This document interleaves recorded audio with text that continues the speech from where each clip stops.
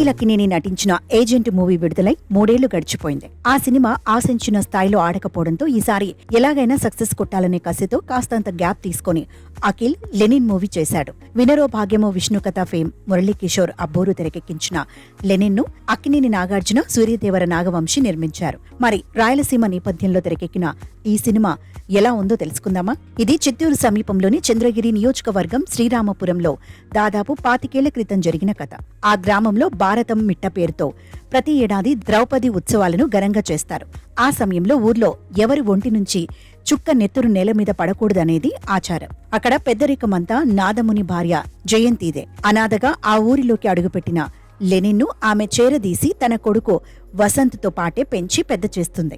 Lenin కు యుక్త వయసు వచ్చిన తర్వాత మావ వరసయ్యే నీలకంఠం రెండో కూతురు భారతితో ప్రేమలో పడతాడు. పెద్దల అంగీకారంతో పెళ్లి చేసుకోవాలని అనుకుంటున్న సమయంలో అనుకోని అవాంతరాలు పరాయి వాళ్ల నుంచే కాదు, అయిన వాళ్ల నుంచి కూడా ఎదురవుతాయి. ఆ గ్రామంలో పైకి కనిపించని మహాభారత యుద్ధమే సాగుతూ ఉంటుంది. ఎత్తుకు పై ఎత్తులు, కుయుక్తులకు లోటు ఉండదు.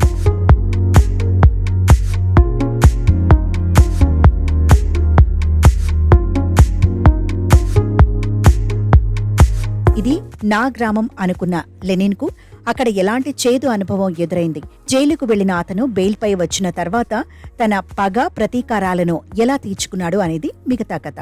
మహాభారతంలో అధికారం కోసం అన్నదమ్ములు సాగించిన కురుక్షేత్ర యుద్ధాన్ని తలపించే సన్నివేశాలు ఈ సినిమాలో ఎన్నో ఉన్నాయి. ప్రతి పాత్ర వెనుక డార్క్ షేడ్స్ ఉంటాయి.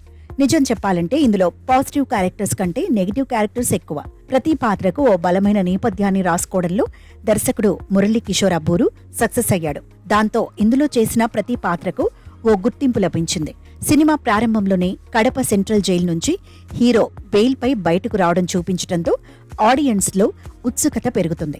హీరో ఎందుకు జైలుకు వెళ్లాల్సి వచ్చిందనేది చెప్పకుండా ఇంటర్వెల్ వరకు దర్శకుడు కథను బాగానే నడిపేశాడు. హీరో శత్రువులంతా ఒక చోటకు చేరిన తర్వాత అతను వారిపై పగ తీర్చుకోవడమే ఇక మిగిలింది అనుకుంటూ ఉండగా మళ్లీ కథలోని పాత్రలు వాటి నిజ స్వరూపాలను తెలియచేస్తూ ద్వితీయార్థాన్ని ప్రారంభించాడు.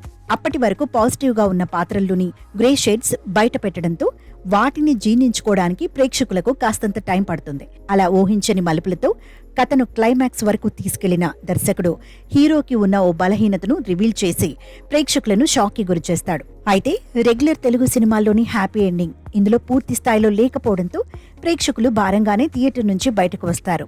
నటీనటుల విషయానికి వస్తే అఖిల్ అక్కినేని తన పాత్రను చాలా బాగా చేశాడు. నిజానికి ఇప్పటి వరకు అతను ఏ పాత్ర పోషించినా దానికి తగిన న్యాయం చేయడానికి కృషి చేస్తూనే ఉన్నాడు. పాత్ర కోసం అఖిల్ ఎంత కష్టపడతాడో ఏజెంట్ సినిమా టైంలో అందరికీ అర్థమైంది. కాకపోతే ఇంతవరకు అతనికి కాలం కలిసి రాలేదు. ఈ సినిమా కోసం కూడా అఖిల్ ఎంతో కష్టపడ్డాడు. రాయలసీమ యాసను బాగానే అనుకరించాడు. భాగ్యశ్రీ బోర్సే తన అందచందాలతో మెస్మరైజ్ చేసింది.